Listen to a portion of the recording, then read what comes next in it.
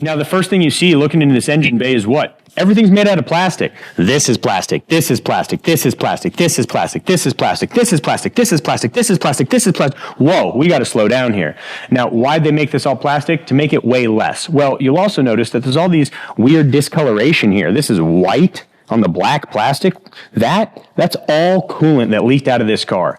Now, the downside is because they made it all plastic, hot, cold, cracks, like every other piece of plastic. And your engine, here in Colorado, 0 degrees, 100 degrees, that engine running at 200 degrees, hot, cold cycling makes that plastic expand and contract until it fails.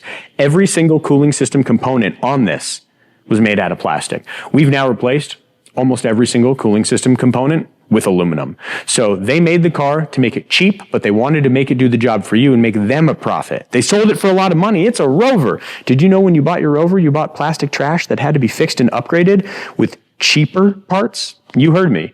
If you went to the dealership and got this repair, you're going to spend $6,000 to put the same trash in it that's going to fail again the same way.